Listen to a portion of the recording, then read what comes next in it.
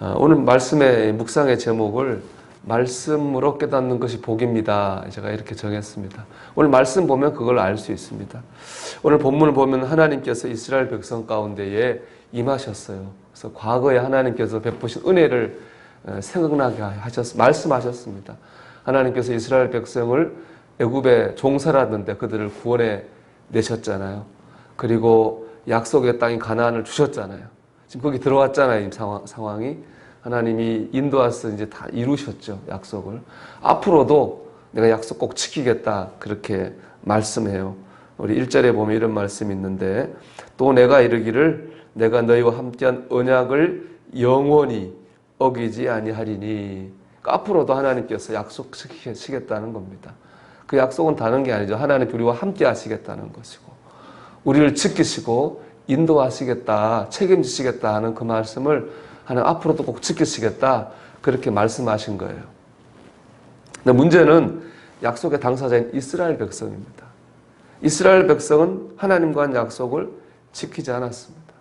하나님께서 이 이방인인 가나안인들과 언약을 맺지 말라 그랬는데 언약을 맺었습니다. 그 전에 가나안인들이 예배하는 우상의 제단을 헐라 하셨는데 이스라엘 백성 다 헐지 않았습니다. 이것은 다 신앙의 순수성을 지키기 위한 것인데 이스라엘 백성은 하나님 말씀에 순종하지 않았습니다. 그리고 하나님 이 잘못에 대해서 이스라엘 백성을 징계할 거다, 그렇게 말씀하셨거든요. 하나님 이 말씀을 듣는 이스라엘 백성이 울며 회개했습니다. 울며 회개했다고 하는 건 진심으로 회개했다는 거죠. 그래서 그곳의 이름을 복임이라고 그랬습니다. 복임은 우는 자들이라는 뜻이거든요. 이 본문은 굉장히 아름다운 장면이에요. 왜냐, 하나님께서 말씀으로 깨닫게 하셨고 이스라엘 백성이 하나님 말씀을 듣고 깨닫고 회개했어요. 그 결과 지금 징계가 임하지 않았잖아요. 지금 뭐가 된 게 아니죠. 어디 뭐 하나님께 매를 맞은 것도 아니고 그냥 울며 회개가 끝났잖아요. 얼마나 서로 그냥 상처가 없는 거 아니에요? 꺼내놓은 거예요. 그런데 이제 하나님 말씀으로 깨닫게 하시는 건 딱 여기까지예요. 이제 뒤에부터 나오는 본문에서 하나님 말씀으로 깨닫게 하잖아요. 이방 민족을 통해서 이스라엘을 치세요. 이스라엘 이방 민족에게 핍박을 받아가지고 고난을 많이 받습니다. 육체적으로나 경제적인 고난을 많이 받다가 그때 회개합니다. 그럼 하나님께서 사사를 보내주시거든요. 그게 사사기입니다. 그러니까 말씀으로 깨닫는 게 복인 거죠. 하나님은 우리가 말씀으로 깨닫지 않을 때 다른 방법으로 깨닫게 하십니다. 우리의 몸을 치시든지 경제를 흔드시든지 인간관계를 흔드신지 해가지고 다른 방법으로 깨닫게 하시는 거예요. 그렇기 때문에 오늘 본문이 아름다운 겁니다. 이렇게 말씀으로 깨닫고 회개하는 것이 복이요 은혜인 줄로 믿습니다. 여러분, 말씀으로 깨닫는 백성 되시길 축복합니다. 그럼 어떻게 하면 우리가 말씀으로 깨닫는 복을 누리겠습니까? 첫째, 말씀을 가까이 해야 됩니다. 너무 당연한 얘기죠. 그러면 그 말씀이 나를 점검해 주신다고요. 건강검진을 생각하면 됩니다. 우리 건강검진이 뭐 하는 겁니까? 내 몸에 무슨 이상이 있는가 이렇게 점검해 보는 거잖아요. 어떤 분은 귀찮아서 안 하는 사람도 있고 혹시 내 몸에 병이 발견되면 어떡하나 무서워서 안 하는 사람도 있는데 사실 건강검진은 좋은 겁니다. 제가 목회하면서 건강검진에서 잘못되시는 분은 한 분도 없습니다. 건강검진에서 발견한 분들은 다 고쳤고 다 건강을 회복했어요. 건강검진은 좋은 겁니다.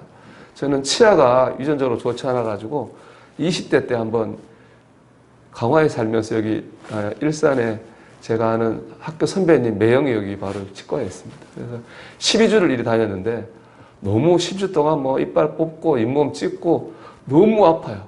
너무 아프더라고요. 너무 아프고 돈도 많이 들고 할인해 줬다 그래 돈도 많이 들어요. 그래서 그 참 아팠는데 그 다음부터 이게 스케일링을 합니다. 1년에 한 번씩. 스케일링을 하니까 그럴 일이 없어요. 아프지도 않고 큰 돈 들 일도 없어요. 너무 좋아요. 그러니까는 그게 바로 하나님 은혜 받는 방법입니다. 우리가 아프기 전에 내 말씀으로 영적 건강을 검진해야 됩니다. 그게 내 영혼에 너무너무 좋은 겁니다. 여러분, 우리 그래서 이 날마다 큐티하는 게 참 좋습니다. 날마다 말씀으로 우리 말씀 앞에 내 삶을 내려놓을 때 말씀이 내 영혼을 검진해 줍니다. 뭐가 잘못됐는지 깨닫게 해주거든요. 그래서 여러분, 영혼의 건강 유지되는 겁니다. 여러분, 말씀을 가까이 하십시오. 말씀이 가까이 하면 내게 복이라.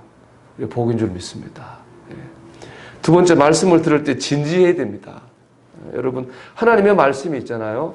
좋은 말씀으로 끝나면 안 됩니다. 내게 주시는 말씀이 돼야 됩니다. 하나님 말씀을 마음의 문을 열고 진지하게 받아들여야 됩니다. 말씀을 다른 사람이 아니라 내 삶에 하나님 말씀을 적용해야 됩니다. 그럴 때 내가 은혜를 받고 능력을 받는 겁니다. 저 사람이 이 말씀 들어야 되는데 그건 참 잘못된 생각입니다. 제가 신기한 경험이 있습니다. 제가 처음 목회할 때부터 설교 준비하다 보면 이런 생각이 들어요. 이 말씀을 누가 들으면 좋겠다. 그런 생각이 들 때가 있었어요. 그러면 놀라운 건 그 사람이 꼭 그 줄 교회를 안 와요. 뭐 바빠서 어디 갔든지 일이 생겼든지 교회를 안 오더라고요. 여러 번 그런 경험이 있어요. 그 다음부터는 그런 생각을 하지 않으려고 노력해요. 이제 왜냐?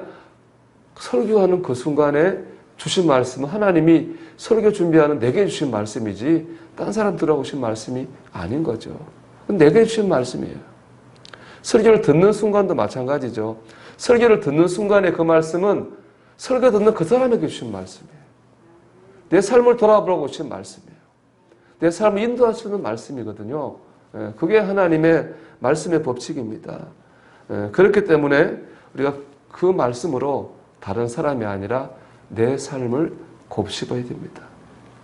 그럴 때 은혜가 되고 복이 됩니다. 시편 1편 2절에 보면 여호와의 말씀을 주야로 묵상하는 사람이 복이 있다. 그렇게 말씀했습니다. 이 묵상한다는 말은 소가 되새김질하는 그런 소리에서 나온 말이에요. 그런데 이 소가 여러분 한 번 음식 먹고 먹이 먹고 삼키지 않잖아요.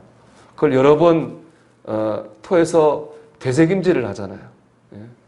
여러 번 곱씹는 거거든요. 마찬가지입니다. 하나님 말씀을 여러분 대충 들으면 안 되는 거죠.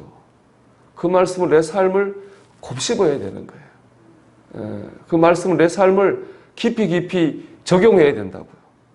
그럴 때 복이 있습니다. 특히 주야라고 하는 건 밤낮 쉬니까 이렇게 적용하면 되죠. 좋을 때나 슬플 때나 괴로울 때나 기쁠 때나 그 말씀으로 내 삶을 곱씹어야 돼요. 그 사람이 복이 있습니다. 시냇가에 심기운 나무가 그 신의 물을 공급받아가지고 열매를 잘 맺는 것처럼 그렇게 말씀을 곱씹는 사람이 하나님으로부터 위로도 받고 힘도 얻고 지혜도 얻게 될 줄로 믿습니다. 여러분, 말씀을 통해서 깨닫게 되시길 바랍니다. 늘 그를 이를 위해서 말씀 앞에 서고 말씀을 대할 때마다 그 말씀을 내게 주시는 말씀으로 받기를 바랍니다. 여러분, 말씀으로 복을 받고 말씀으로 살아가는 성도들이 되시기를 주님의 이름으로 축복합니다.